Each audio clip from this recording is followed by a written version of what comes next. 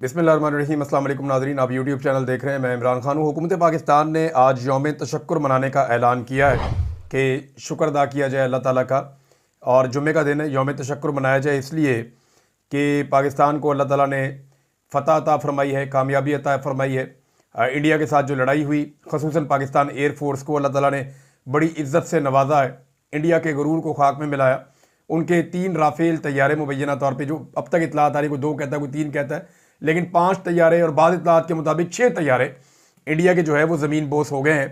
तो ये बहुत ही निकम्मी कारकर्दगी थी इंडिया की, और अल्लाह रब्बुल इज़्ज़त ने पाकिस्तान का बड़ा साथ दिया। बेहतरीन प्रोफेशनल तरीके से पाकिस्तानी फोर्सेस ने अपने वसाइल को इस्तेमाल किया और अब यौम तशक्कुर हुकूमत मना रही है। देखिए, जो मनाने वाला दिन था वो 11 मई पहले रखा गया, और 10 मई को क्योंकि इंडिया को फेंटा लगा था और फौरी तौर पे इंडिया ने जंगबंदी की थी, और 11 मई को सेलिब्रेशन थी और पूरे पाकिस्तान ने उनको मनाना था।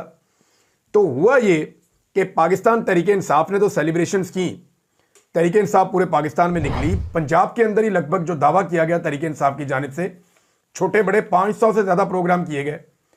और इसी तरह जो खैबर पख्तूनख्वा है, वहाँ पे हर ज़िले के अंदर प्रोग्राम किए गए, हर तहसील में प्रोग्राम किए गए, गाँव देहात की सतह पर भी, फिर कराची में, सिंध में प्रोग्राम हुए। तो तहरीक इंसाफ वाहिद जमात थी जिसने सेलिब्रेट किया। पूरे पाकिस्तान से विजुअल्स आए।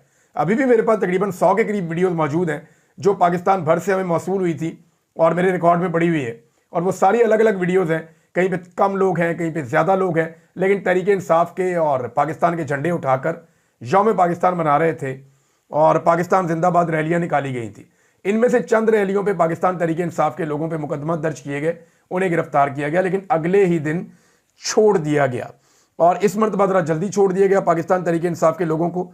तो हुआ यह है कि आज़रबाईजान में भी खुशियां मना ली गई, तुर्की में भी खुशियां मना ली गई, पाकिस्तान तहरीक इंसाफ ने भी पाकिस्तान में खुशियां मना ली। अल्लाह का शुक्र भी सबने अदा कर दिया, और हुकूमत ने दोबारा एक नई डेट दे दी कि 16 तारीख को हम दोबारा खुश होंगे। उसका रीज़न क्या है, ज़रा रीज़न समझिए। एक तो यह है कि यौम तशक्कुर मनाना चाहिए, बुरी बात नहीं है, जुमे की नमाज के बाद दुआएं करनी चाहिए, लेकिन हुकूमत से एक्चुअली ये सेलिब्रेट ही नहीं हुआ मामला, क्योंकि हुकूमत और उनकी जमातें तो मौजूद ही नहीं है ग्राउंड पे। इनकी तो हालत बहुत पतली है, ना ये इस लड़ाई के बीच में इनकी क़यादत सामने आ सकी, ना इनका सोशल मीडिया सामने आ सका, ना इनकी जमातें कहीं पे दिखाई दी, और पाकिस्तान तहरीक इंसाफ ने मिला लूट लिया। पाकिस्तान के साथ मिलकर सोशल मीडिया के फ्रंट पे लड़ाई भी लड़ी, भारतीय प्रोपेगेंडा का मुंह तोड़ जवाब आलमी सतह पे पूरी दुनिया में अंग्रेजी में और उर्दू में दिया, हर जगह पे भारत को टैकल किया, और उसके बाद जब जीत मिली तो उसको सेलिब्रेट भी किया, अल्लाह का शुक्र भी अदा किया। तो पीएमएलएन कहीं दिखाई नहीं दी। तो हुकूमत ने फैसला किया कि जनाब दोबारा से करते हैं, नए सिरे से खराज तहसीन पेश किया जाएगा, फ़ौज पाकिस्तान को कुरान खानी होगी, मसाजिद में दुआएं की जाएंगी। जी वफाकी दारुल हुकूमत में 31, और जो सूबाई दारुल हुकूमत है जैसे लाहौर है, कोयटा है, और इसी तरह पेशावर है, कराची है, यहाँ पे 21 तोपों की सलामी दी जाएगी। मज़ार कायद के ऊपर गार्ड्स की तब्दीली की तकरीब भी की जाएगी, और मुख्तलिफ यानी इस किस्म की एक्टिविटीज़ हैं जो सारा दिन की जाएंगी। तो ये अब खबर जियो पे छपी है, बाकी सारे मीडिया पे भी। तो हुकूमत क्योंकि कहीं दिखाई नहीं दी, वो लेट हो गए हैं। हमेशा देर कर देता हूँ मैं, लड़ाई के बाद याद आने वाला मुक्का, आप तो जानते हैं कहाँ मारना चाहिए। लिहाजा अब वो यौम तशक्कुर मना रहे हैं। अल्लाह ताला पाकिस्तान को मज़ीद कामयाबियाँ अता करे। नाज़रीन, अब पाकिस्तान पीपल्स पार्टी पीछे क्यों रह जाए, जब पीएमएलएन बार बार कह रही है कि नवाज शरीफ ने जंग को डिज़ाइन किया, बल्कि दुनिया भर के ममालिक को चाहिए कि वो नवाज शरीफ साहब से रब्ता करें और अपनी अपनी जंग डिज़ाइन कर लें, बल्कि जो आने वाली जंगें हैं उनको भी उनसे डिज़ाइन करवा लिया जाए, क्योंकि मियाँ नवाज शरीफ साहब के पास फिर बाद में वक्त नहीं होगा। लिहाजा वो बहुत अच्छी जंग डिज़ाइन करते हैं, तो उनसे जंग डिज़ाइन करवा लें।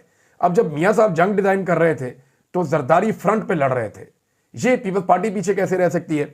शर्जील इनाम मेमन साहब ने कहा कि भारत के खिलाफ जंग में सुप्रीम कमांडर हैं, तो वैसे आईनी तौर पे सुप्रीम कमांडर, लेकिन दिखाई कहीं नहीं दिए। आसिफ अली जरदारी और भुट्टो खानदान की तीसरी नस्ल भी पेश थी, यानी इन्होंने जाके आगे फ्रंट के ऊपर लड़ाई लड़ी है, और ये इस लड़ाई के अंदर पेश थे, खास तौर पे सुप्रीम कमांडर आसिफ अली जरदारी।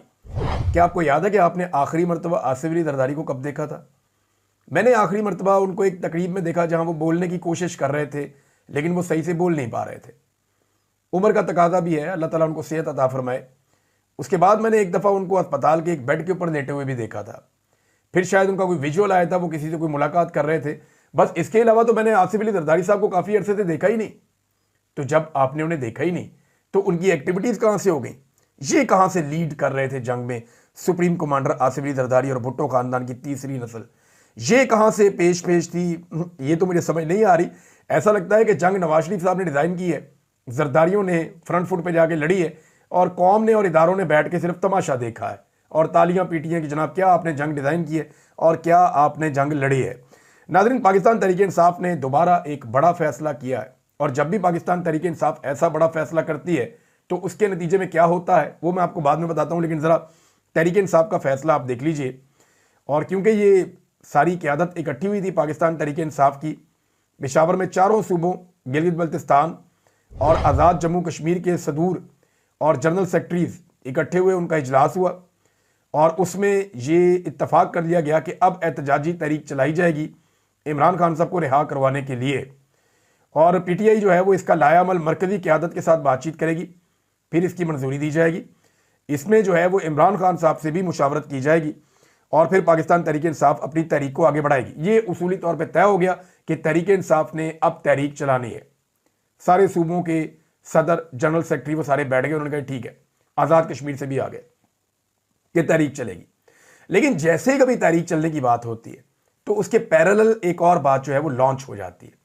हम हमेशा देखते हैं जैसे ही पाकिस्तान तहरीक-ए-इंसाफ तहरीक का मोमेंटम बनाती है, फौरी तौर पे एक खबर आ जाती है कहीं ना कहीं से कि मुज़ाकरात शुरू हो रहे हैं, या खबर आ जाती है कहीं ना कहीं से कि जी मुज़ाकरात चल पड़े हैं, या खबर आ जाती है कहीं ना कहीं से कि बैकडोर चैनल चल पड़े हैं, या खबर आ जाती है कहीं ना कहीं से कि जनाब राब्ते एस्टेब्लिशमेंट के हो रहे हैं। ये खबरें ऐन इस मौके पर आती हैं और ट्रक की एक और बत्ती के पीछे कौम लग जाती है। देखिए, अगर मुज़ाकरात हो रहे होंगे तो उसका कोई ना कोई नतीजा निकल आएगा और जब नतीजा निकल आएगा तो वो सबके सामने भी आ जाएगा। खबरें मेरे पास भी ऐसी हैं, लेकिन ये खबरें इसी मौके पर हमें क्यों मिलती हैं जिस वक्त पाकिस्तान तहरीक-ए-इंसाफ कोई तहरीक चला रही होती है। तो इसलिए दाल में कुछ काला है। मेरे ख्याल में लोगों को इस मरतबा मुहतात रहना चाहिए। होता यह है कि तहरीक का जब मोमेंटम बनता है तो लोगों को मायूस करने के लिए या लोगों को मुतमईन करने के लिए एक तरह से कि जनाब आपके निकलने का फायदा कोई नहीं है, बातचीत चल रही है, कोई ना कोई हल निकल आएगा। तो फिर लोगों को जब उम्मीद बन जाती है तो लोग वो स्ट्रगल करना छोड़ देते हैं कि मेरा किरदार नहीं भी होगा तो बात तो चल ही रही है। लेकिन यहां पाकिस्तानियों को फैसला करना पड़ेगा कि क्या पाकिस्तान में ऐसे ही लाकानूनियत का राज रहेगा, ऐसे ही जुल्म, बर्बरियत और फस्तायत रहेगी, ऐसे ही आवाज़ों को कुचला जाएगा। ना आज़ादी इज़हार राय है, ना मैंडेट का एहतराम है, ना इंसानी हुकूक है, ना रूल ऑफ लॉ है। इन चीज़ों के बगैर तो मुल्क नहीं चल सकता। तो यहाँ पे उसी तरह हुआ जैसा कि कहा गया कि पहले भी जब भी पाकिस्तान तहरीक-ए-इंसाफ कहती है जी हम तहरीक चलाने जा रहे हैं, मोमेंटम बनता है, वैसे ही मुज़ाकरात की कहानी बीच में करवा दी जाती है। खबरें भी इस तरह की छापी जा रही है। अंसार अब्बासी साहब की खबर भी मैंने आपको पिछले वीलॉग में बताया था। अंसार अब्बासी साहब अच्छे जर्नलिस्ट हैं, लेकिन आजकल उनकी सारी खबरें जो हैं वो एक इदारे से ही आती हैं और वहाँ से जो कहा जाता है उसको वो खबर बना के बता देते हैं। हमारे और बहुत सारे सहाफ़ी भी अपने दिमाग से काम नहीं ले रहे, ज़मीनी हक़ाइक़ को भी नहीं देख रहे, उनके कहने पर इदारों की खबरें चला देते हैं। यहाँ तक कह दिया कि जनाब पीटीआई 10 सीटें जीतेगी इलेक्शन में। यहाँ तक दावा कर दिया कि पीटीआई का खाना ख़राब हो गया, अब ये कभी नज़र ही नहीं आ सकती, कभी इसका वजूद ही नहीं रहेगा। यहाँ तक कह दिया कि ये हो जाएगा, वो हो जाएगा। वो सारी चीज़ें नहीं हुई ना। ये भी कहा गया कि जनरल फैज़ हमीद ने गवाही दे दी है। कहाँ गवाही दी है? ये भी कह दिया गया था कि बुशरा बीबी जो है वो इमरान खान के खिलाफ वादा व गवाह बन रही हैं। कहाँ बन गई हैं? ये भी कहा गया था कि शाह महमूद कुरैशी साहब ये कर देंगे। कहाँ किया उन्होंने? बेशुमार ऐसी स्टोरियाँ और कहानियाँ हमने देखी है जो कहानियाँ ही रह गई। ये भी कहा गया कि मलिक रियाद ने गवाही देने का वादा कर लिया है और वो आकर अब इमरान खान के खिलाफ गवाही देने वाले हैं। कहाँ उन्होंने गवाही दी है? ऐसा कुछ भी नहीं हुआ और ना ही ऐसा कुछ होता हुआ दिखाई दे रहा है। तो इमरान खान साहब खुद ही बताएंगे कि कोई बातचीत हो रही है नहीं हो रही, लेकिन इमरान खान साहब से अब तहरीक के हवाले से मशवरा किया जाएगा।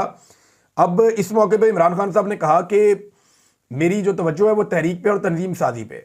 इसका मतलब है उनका फोकस वहीं पे है कि सड़कों के ऊपर जो है वो दबाव बढ़ाया जाए, अवाम का प्रेशर इंक्रीज किया जाए, ताकि जब मुज़ाकरात शुरू हो तो उसके अंदर अपनी बात मनवाई जा सके। सियासतदान ने मुज़ाकरात ही करने होते हैं, लेकिन अवामी दबाव अगर उसके साथ मौजूद हो तो उसे मुज़ाकरात में कामयाब होने की उम्मीद ज़्यादा होती है। यानी अगर आपके पास अवामी दबाव है तो आप ज़्यादा उम्मीद आपको कामयाब होने की होगी, लेकिन अगर आपके पास अवामी दबाव नहीं है तो उतनी उम्मीद नहीं होगी। यानी पाकिस्तान तहरीक-ए-इंसाफ में बड़े लंबे अरसे के बाद मैं ये देख रहा हूँ कि जब इमरान खान साहब का केस अब लगता है अदालतों में तो लीडर्स अब अदालतों में पहुँचते हैं, वर्कर भी अब अदालतों में पहुँचते हैं। ख़ासतौर पर लाहौर हाई कोर्ट में आलिया हमजा साहिबा ने अब डर लोगों का निकाला है और एक जो बुत बना हुआ था, एक जमूत तारी था, वो तोड़ा है। बार बार गिरफ्तारियां देके, बार बार टॉर्चर करवा के, बार बार बड़ी रेजिलियंस शो की है आलिया हमजा साहिबा ने, और एक अकाउंटेबिलिटी भी पाकिस्तान के अंदर, पाकिस्तान तहरीक इंसाफ के अंदर शुरू की कि जहाँ पे कोई लीडर जो है वो सुस्ती करेगा, या कोई ओहदेदार या कोई पार्टी का MPA या टिकट होल्डर, तो वहाँ पे उसका एहतसाब भी होगा। तो अब वो एक एक चीज़ देख रही हैं, और लोगों की बड़ी तादाद आलिया हमजा साहिबा लेकर अदालत में आई लाहौर हाई कोर्ट में। इससे पहले हमने बड़े लंबे अरसे के बाद ये चीज़ देखी थी, और अब काफ़ी अरसे के बाद हम देख रहे हैं कि इमरान खान साहब के केस जब चल रहे हैं उस वक्त खुद फ्रंट से लीड करते हुए आलिया हमजा साहिबा लोगों को निकाल कर अदालत में लेकर आई। एक मोमेंटम तो बन रहा है, खैबर पख्तूनख्वा में भी बन रहा है, पंजाब में भी बन रहा है, और एन उस मौके के ऊपर ये खबरें भी आ रही हैं कि इमरान खान साहब के कोई मुज़ाकरात बैकडोर चैनल चल रहे हैं, या कोई बातचीत चल रही है, अखबारात के अंदर मेन लीड लगवाई जा रही है। तो मुझे नहीं लगता कि ये पिछली मरतबा से मुख्तलिफ है, लेकिन हो सकता है इस मरतबा नतीजा मुख्तलिफ हो, क्योंकि हम कुछ कह नहीं सकते इस मामले में, क्योंकि अभी हाल ही में पाकिस्तान ने एक लड़ाई लड़ी है, और उस लड़ाई में पाकिस्तान तहरीक इंसाफ के खिलाफ जो एक बयानिया बनाया गया था कि ये मुल्क दुश्मन है, ये इंडिया के साथी हैं, ये दुश्मनों के साथ मिले हुए हैं, ये गद्दार वतन है, ये जो सारा एक बयानिया बनाया हुआ था, ये तो बढ़ गया, क्योंकि बाकी कोई जमात खड़ी नहीं हुई पाकिस्तान के साथ जिस शिद्दत से पाकिस्तान तहरीक इंसाफ खड़ी हुई। बाकी किसी जमात ने ऐसा परफॉर्म नहीं किया जैसे प्रोपेगेंडे का तोड़ और जवाब पाकिस्तान तहरीक इंसाफ के लोगों ने दिया। तो ये तो बयानिया हमेशा के लिए बढ़ गया कि ये मुल्क के दुश्मन है तो ये मुहिब्बे वतन। अब इनके साथ डील कैसे करना है, पुराने तरीके से करना है या नए तरीके से करना है, इसके ऊपर जो है वो बातचीत हो सकती है। नाज़रीन, आलमी मंडी में ये तो एक तो दावे करते हैं ना, हमने मईशत ठीक कर दी, मईशत ठीक कर दी। मईशत कैसे ठीक की है जरा ये देखिए आप। आलमी मंडी में तेल की कीमतें मजीद कम हुई हैं। अब इसका रिलीफ देना चाहिए था आवाम को, लेकिन 15 दिन के बाद ये अनाउंस करते हैं ना कि पेट्रोल की कीमत क्या रहेगी, तो पेट्रोल की कीमत सेम ही रहेगी। आलमी मंडी में कीमतें कम होने के बावजूद ये पेट्रोल की कीमतें कम नहीं कर रही मौजूदा हुकूमत, और उसका रीज़न क्या है कि ये रिलीफ आवाम तक मुंतकिल करने की बजाय सरकार की जेब में पैसा जा रहा है, और यही पैसा जो सरकार की जेब में जा रहा है इसी के ऊपर आलमी इदारों की नजरें हैं, और ये हुकूमत कहती है जी हमारी मईशत ठीक हो रही है। भाई, आम आदमी की जेब पे डाका डाल के और उससे पैसे ऐंठ कर आप ये कैसे कह सकते हैं कि आप पाकिस्तान की मईशत ठीक कर रहे हैं? आम आदमी का जब आप बेड़ा गर्क करेंगे तो पाकिस्तान का फायदा कैसे हो सकता है? पाकिस्तान का फायदा तो तब होगा जब लोग खुशहाल होंगे, जब लोगों में खुशहाली आएगी, जब लोगों के पास पैसा होगा और वो पैसा सर्कुलेट करेगा मार्केट में। तो यहां पे ये दोबारा से पेट्रोल के ऊपर जो रिलीफ था वो आवाम को नहीं दिया गया, और ये कई मरतबा किया गया है, बार बार किया गया है। बिजली का ढंढोरा पीटा गया, कोई रिलीफ पाकिस्तानियों को नहीं मिला। लोग अभी भी रो रहे हैं, पेट्रोल में कोई रिलीफ नहीं मिला। जैसे ही इलेक्शन के करीब जाएंगे एकदम बड़ा रिलीफ देंगे, क्योंकि ये सारा पैसा जमा कर रहे हैं ना थोड़ा थोड़ा करके, आवाम को रोजाना की बुनियाद पर मारते हैं, फिर लोगों को बेवकूफ़ बनाने की कोशिश करेंगे। मुझे नहीं लगता कि अब लोग बेवकूफ़ बनेंगे, लोग इनसे बदला लेंगे। और ये जो इस वक्त हुक्मरान बैठे हुए हैं, इन्होंने जो लोगों के साथ किया, लोग इलेक्शन में इनके साथ वही करेंगे जो लोगों ने 8 फरवरी 2024 को इनके साथ किया था। बल्कि मुझे लगता है कि अब क्योंकि पहले वोट चोरी किया गया तो लोग और गुस्से में उससे भी ज़्यादा शिद्दत के साथ आएंगे। फजलुर रहमान साहब ने एक स्टेटमेंट दिया, इससे पहले शहबाज शरीफ साहब ने कहा था कि हमने 1971 की जंग का बदला ले लिया। अब फजलुर रहमान साहब ने भी एक स्टेटमेंट दिया है, उन्होंने कहा जी कि हमने गजा का बदला पाकिस्तान ने ले लिया इंडिया को शिकस्त देकर इस लड़ाई में। देखें, ये फिर अगेन एक एग्जैजरेशन है। गजा में हमारे 50,000 से ज़्यादा, बल्कि इससे बहुत ज़्यादा, रोज़ाना की बुनियाद पे 50 लोग 60 लोग शहीद हो जाते हैं। तो गजा में जो शहादतें हुई हैं, जिस किस्म का नुकसान हुआ है, जैसा उसको मलबे का एक ढेर बना दिया है इसराइल ने, उसका बदला ये नहीं हो सकता कि आप 4, 5, 6 तैयारे गिरा दें, या उसका बदला ये नहीं हो सकता कि आप एक मुख्तसर लड़ाई में आप इंडिया को शिकस्त दे दें।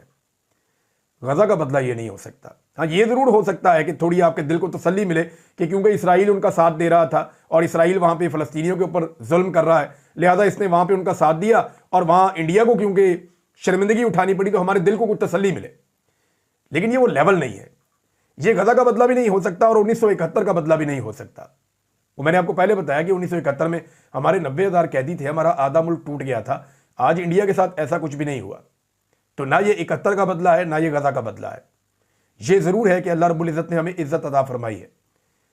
71 का बदला तो यही हो सकता है ना कि कश्मीर आप आज़ाद करवा लें किसी तरह, तो वो कुछ हद तक आप कह सकते हैं कि 71 का बदला हो गया। गजा का बदला तो यही हो सकता है कि गजा में मुसलमान आज़ादी के साथ रहें और फ़लस्तीनियों को उनके हुकूक उनको वापस मिल जाएं। यही हो सकता है, इसके अलावा तो नहीं हो सकता।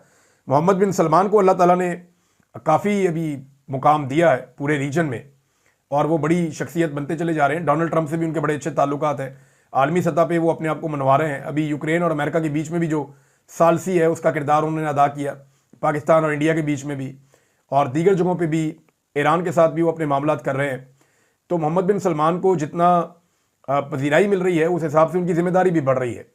और लोग देखते हैं सऊदी अरब की तरफ इसलिए कि सऊदी अरब का ये बड़ा पुराना एक स्टांस रहा है, और इस खित्ते के अंदर गल्फ में सऊदी अरब एक बड़ी ताकत है, एक बड़ा मुल्क है। तो फ़लस्तीनियों के हकूक़ के लिए सबसे पहले उन्हें आवाज़ उठानी चाहिए और कोई हल इसका अब निकाल लेना चाहिए। अगर उनके ट्रंप के साथ अच्छे ताल्लुकात हैं और वो इसको इस्तेमाल करते हुए मसला फ़लस्तीन का एक देर पा हल निकाल पाएँ और सारे मुसलमान ममालिक उनका साथ दें, तो मेरे ख्याल में इससे अच्छी बात कोई और हो नहीं सकती। नाज़रीन, जहाँ तक अमेरिका की बात है ना, तो उसमें मैं आपको एक चीज़ बड़ी क्लियर कर दूँ, उनका कोई भी दोस्त मुस्तकिल नहीं होता, कोई भी दुश्मन मुस्तकिल नहीं होता। ये मैं अभी आपके सामने साबित कर देता हूँ।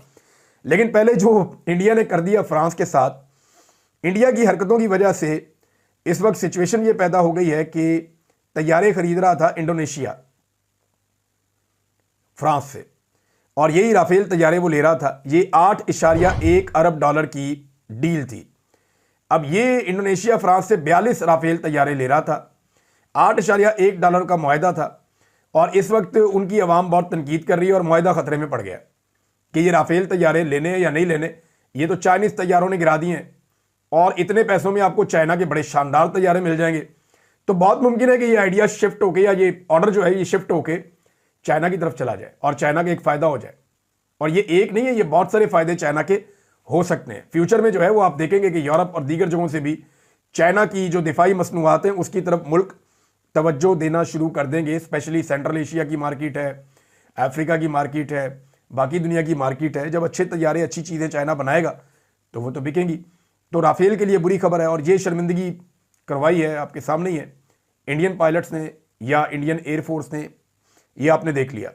नादरीन, पाकिस्तान ने एक बड़ा एतराज़ उठाया है इंडिया पे, और इंडिया ने वही एतराज़ उठाया पाकिस्तान पे। दोनों एक दूसरे के बारे में ये कह रहे हैं कि एटमी असासे इस मुल्क के महफूज नहीं है। इंडिया ये इल्ज़ाम पाकिस्तान पे लगाता है, पाकिस्तान ये इल्ज़ाम इंडिया पे लगाता है।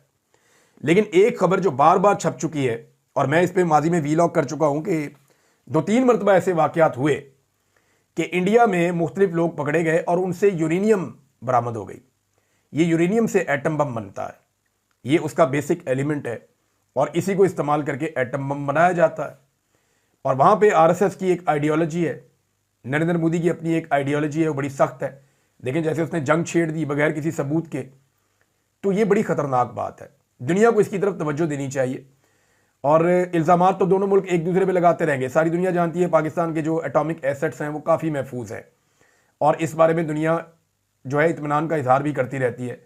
वो रिपोर्टें होती रहती हैं और बार बार आती हैं कि पाकिस्तान के एटमी असासे मुकम्मल तौर पर महफूज हैं, आलमी इदारे ये मानते हैं। लेकिन इंडिया के हवाले से बार बार यूरेनियम का मिलना और चोरी होना और उसका बरामद होना, ये ऐसी खबरें हैं जिनसे तशवीश पूरे खित्ते में फिर जाती है। और ऐसे लोगों के हाथ में इसका लगना और बाद में पता ही ना चलना कि इसकी इन्वेस्टिगेशंस क्या हुई, ये बात कहाँ तक पहुँची, ये इंतहाई अफसोसनाक है और तशवीशनाक है। तो इस पर दुनिया को गौर ज़रूर करना चाहिए। नादरीन, अमेरिका का कोई मुस्तकिल दोस्त और दुश्मन नहीं होता, ये साबित हो गया है।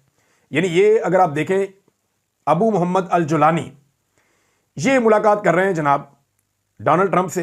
कई लोगों ने धोखा देने की कोशिश की कि शायद तारड़ से सोशल मीडिया में चल रहा था, लेकिन नहीं, वो नहीं है।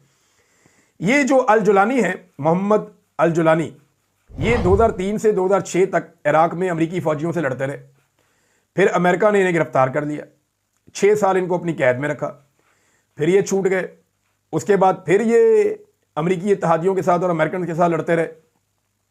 2016 में अमेरिका ने कहा कि ये आलमी दहशतगर्द है, इसको डिक्लेयर कर दिया।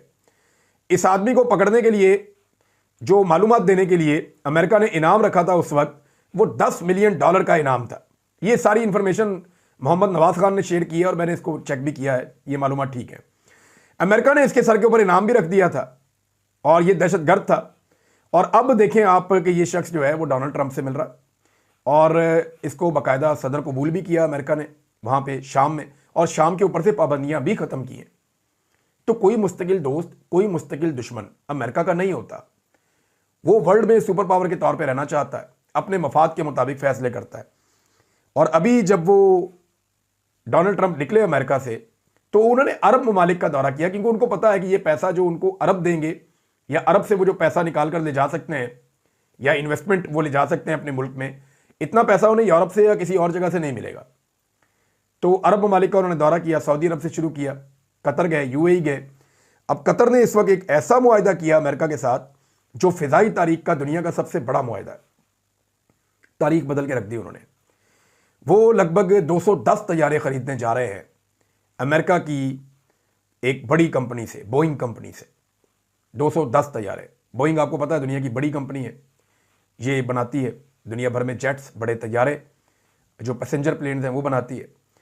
तो बोइंग 787 ले रहे हैं, बोइंग 777 ले रहे हैं 30 की तादाद में, 777-9S, और दीगर तैयारे जो है वो कतर एयरवेज खरीद रही है। लगभग 210 तैयारे लेंगे और 96 अरब डॉलर्स का ये मुआहिदा है। और ये तारीख का सबसे बड़ा मुआहिदा है डोनाल्ड ट्रंप के मुताबिक जो कतर ने किया अमेरिका के साथ। तो आप अंदाज़ा करें कि कैसे दुनिया अपने मफादात के साथ चलती है और हम कहाँ रह गए और कितना पीछे रह गए। ये सारी वो एयरलाइंस हैं जो पाकिस्तान के बहुत बाद में बनी हैं, जिन्होंने PIA से सीखा कि जहाज़ उड़ाते कैसे हैं, चलाते कैसे हैं और काम कैसे करते हैं। और हमारी हालत ये है कि इस वक्त भी जो बड़ी सनतों की पैदावार है उसमें मज़ीद कमी हो गई है। जिन सनतों के लिए इमरान खान के दौर में मजदूर नहीं मिलते थे कोरोना के बावजूद, आज उन सनतों को ना सिर्फ बंद किया जाता है बल्कि उनकी प्रोडक्शन लगातार कम होती चली जा रही है, जिसका नुकसान पाकिस्तान को हो रहा है अल्टीमेटली। और ये दावे करते हैं कि ये तरक्की कर रहे हैं, मईशत को दुरुस्त कर रहे हैं, आम आदमी का खून और पसीना निचोड़ के उससे पैसा छीन के ये दुनिया को दिखा रहे हैं, देखो हम पैसे इकट्ठे कर रहे हैं। ये तो तरक्की नहीं है।